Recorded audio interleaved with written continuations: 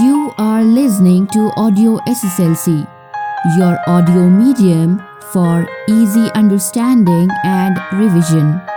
To download a copy of this recording, please visit audioSSLC.com. Economics, Unit 1, Development. After studying this chapter, you'll learn about the nature and meaning of development and underdevelopment, indicators of human development, gender-related development. Every one of us continuously strives to achieve progress in our life. We wish to achieve our aims and satisfy our wants on a much larger scale than before. In the same manner, an economy also continuously attempts to progress, providing for more and more quantities of goods and services to the people and improving their well-being. This process of enhancing society's capacity to satisfy its needs on a larger scale is referred to as development. Economic development refers to increase in a country's capacity to serve the economic interests of its citizens and overcoming economic problems such as poverty, unemployment, inequality, inflation, etc. Let's learn about development and underdevelopment. Development. When we use the word development often in our daily lives, we usually refer to the progress in a particular field or a segment of people, like rural development, social development, educational development, women and children development, etc. Whenever the economic activities in a country expand, it is called as economic development. However, the process of economic development is a complex phenomenon and not easy to define. According to Professor Mayer and Baldwin, open quotes, economic development is a process whereby an economy's real national income increases over a long period of time, close quotes. The definition highlights three elements of economic development, that is A, a process, B, an increase in real national income, and C, over a longer period. Let's discuss them briefly. A, process. The term process here refers to the operation of the forces that bring about changes in supply of factors of production and in the structure of demand for the products. Changes in factor supply take place due to the discovery of additional resources, education and skill development, capital accumulation, population growth, adoption of better techniques of production, etc. Demand for products changes due to the change in the size and composition of population, level and distribution of income, tastes, etc. These changes contribute to an increase in national income. B. Real national income. National income is the total value of all goods and services produced in a country during 1 year. It is an important measure of development. Higher the national income, higher is the economic development and vice versa. But the emphasis is on the word real, which refers to the purchasing power of income. The prices have tendency to rise over time. When we estimate the income based on the increased prices, the values or incomes are inflated. We should remove that increased price effect to arrive at the real increase in income. This price-adjusted income reflects the true purchasing power of income. This emphasizes the importance of maintaining price stability in promoting development. C. Long period. The increase in real national income should be sustained over a longer period, say for 10 years or more. Short-term spurts in income are not considered as development. The changes in supply of factors of production and demand for goods and services should be continuous in order to bring about sustained increase in incomes over the longer period. Professor Colin Clark defines economic development as, open quotes, an improvement in economic welfare, close quotes. Economic welfare, in turn, is the availability of all those goods and services which are used by the individuals. Improving economic welfare of people also means reducing economic ills like poverty. Hence, we may describe economic development as, open quotes, a process that extends over a long period, that which helps in reducing poverty and thereby helping a country to to achieve self-sustained growth in income. Close quotes. Over the period of time, the objectives of economic development have been broadened, and now we hear about inclusive and sustainable development. Ensuring that every person is benefited by the process of development is inclusive development. Preserving natural resources and the environment for the benefit of future generations also is sustainable development.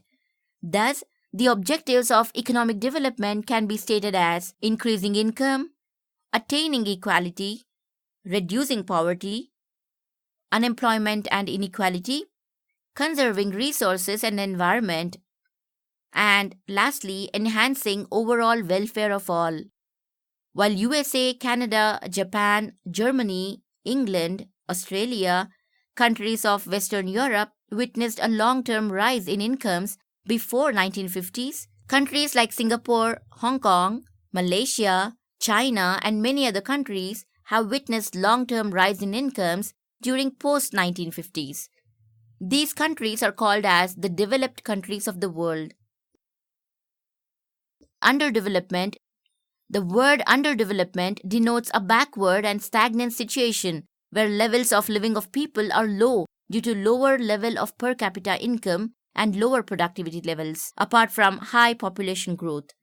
According to the United Nations, an underdeveloped country is one whose real per capita income is lower than that of the USA, Canada, Australia, and Western Europe. Emphasis here is on the low income level relative to the advanced countries. However, since the underdeveloped nations are capable of development and are making serious efforts to overcome their problems of low income and poverty, they are now called as the developing countries. The World Bank, in its World Development Report, classifies the countries as high, medium, and low income countries, and all countries with middle and low income are referred to as developing countries. India is a prominent developing country that has recorded significant rise in income since 1990s. Let's learn about the indicators of development. How do we measure economic development? Economists have advocated different indicators, and the prominent one is based on the income generated in a country, and the rest using indicators other than income. Income indicator. Income used here is the national income, which is defined as the income of all the people residing in a country. As described earlier, higher the income, higher is the development. However, economic progress in a country will be slower if the population expands along with the increase in national income. Therefore, comparison of economic development between countries with different levels of population will not be correct. Hence, per capita income is being used as an indicator of development instead of national income. It is the average income of each individual in the country, which is calculated as national income divided by total population in a given year. The per capita income of India was 1,21,603 rupees in 2016, which is 15% of the world's average. It's calculated as national income, which is 147,86,557 crores, divided by the population, which is 121.6 crores. India is the 7th largest country in the world in terms of national income, but 143rd in terms of per capita income. Although this is a very popular and simple indicator, it does not consider the distribution of income among people as well as the availability of basic amenities like food, shelter, education, health, or other similar social factors. Hence, attempts are made to extend the income measure by including other parameters of development. These are called as alternative indicators, the prominent of which is the Human Development Index or HDI. Let's learn about human development indicators. It is increasingly felt that the primary purpose of all economic progress is enhancement of human welfare. It should help people to enjoy a decent quality of life, then ensure adequate basic minimum amenities like food, shelter, clothing, education, health, social security, clean water, pure air, and unpolluted environment. Mere increase in incomes may not guarantee all the above to all people. Mahbub ul Haq, a Pakistani economist inspired by the writings of Nobel laureate Amartya Sen, argued that the most important requirements to enjoy a decent standard of living are ability to lead a healthy and long life, being literate, and having income to purchase the minimum amenities. He called this as human development or HD. You are listening to Audio SSLC, your audio medium for easy understanding and revision. To download a copy of this recording, please visit audiosslc.com. Amartya Sen defines HD as expansion of capabilities of people. The core capabilities are health, education, and purchasing power. But how do we measure HD? The United Nations Development Programme, that is UNDP, has used these ideas to construct an index known as the Human Development Index (HDI). The core capabilities of a country's population are defined, measured, and combined to derive the composite HDI. While health is measured in terms of life expectancy, education is measured in terms of literacy attainments and purchasing power through per capita income. The indicators used are shown in the figure in your textbook. The age till which the people of a country can expect to survive is called life expectancy. Availability of nutritious food, excellent health and hygiene facilities, clean environment, etc. enables us to live longer. All these factors are represented in life expectancy. As the educational level rises, the country's economic progress also improves. The educational achievement of a country is measured on the basis of two factors: the average period of schooling completed by individuals about 25 years, and the expected period of school education that the children of 5 years might receive in their lifetime. The standard of living is measured with the help of per capita income. The average of these three indicators is the HDI. You can measure the development of each individual indicator as well as the overall HDI. Similarly, you can also trace the growth in them and compare our country with other countries of the world. The HDI of India has been rising steadily. In 2014, HDI was calculated at 0.586 and ranked at 135 out of 187 countries. The UNDP classifies the countries into three categories based on HDI, that is, as high, medium, and low HD countries. India is in middle group of human development. Please refer to Figure 2 for progress in India's human development. As the figure shows, HDI of India in 2012 was calculated at 0.554 and placed at 136th rank out of 186 countries.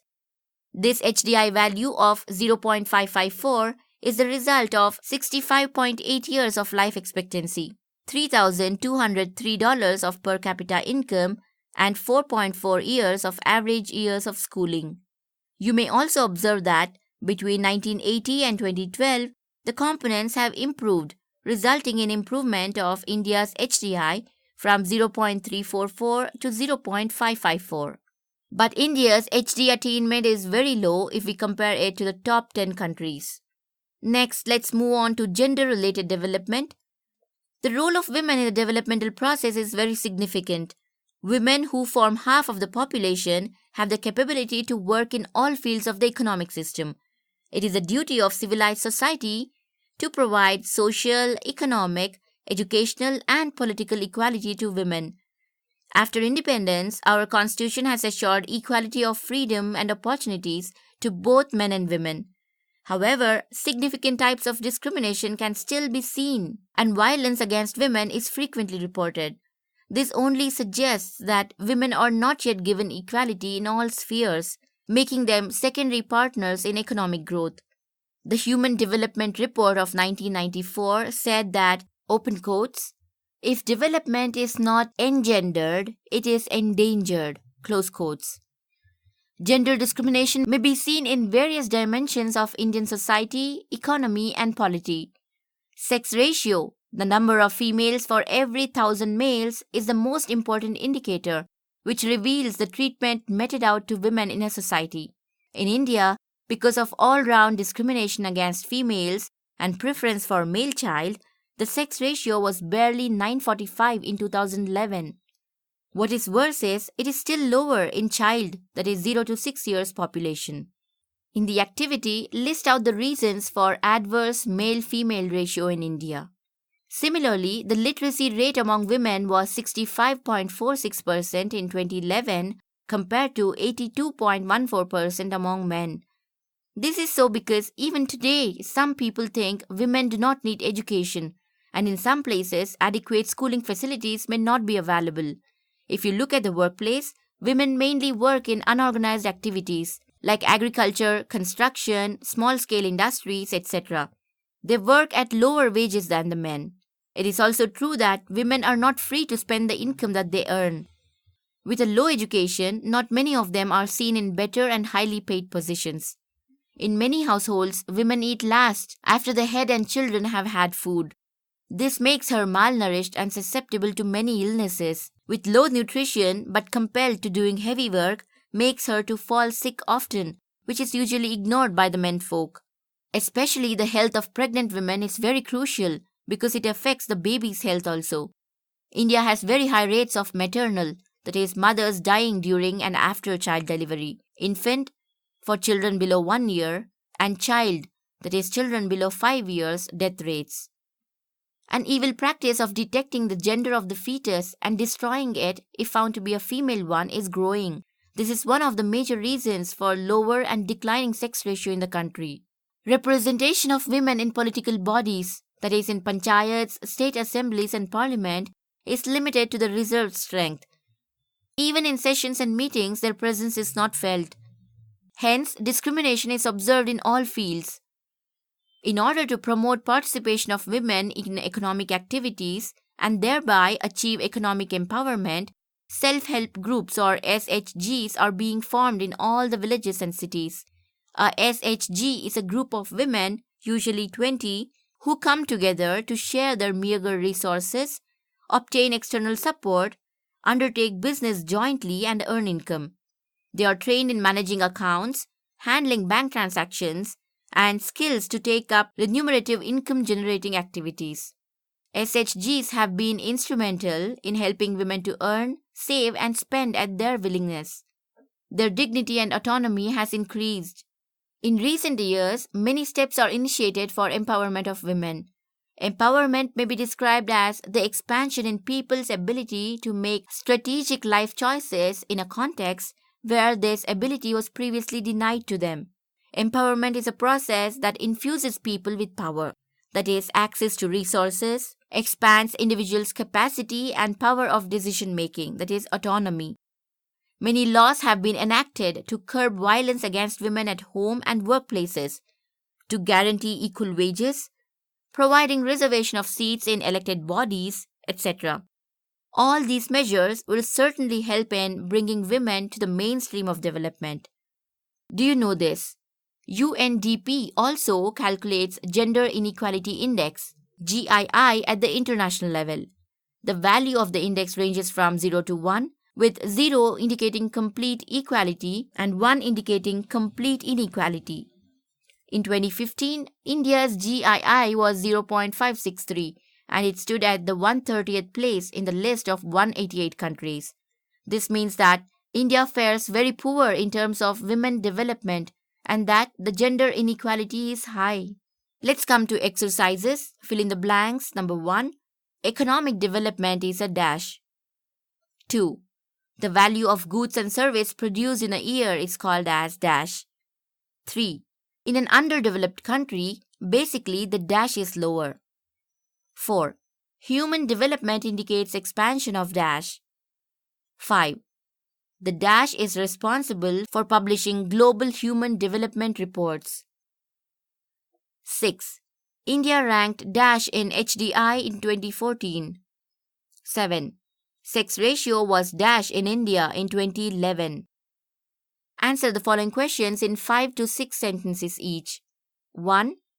Define development and explain the process of development. 2.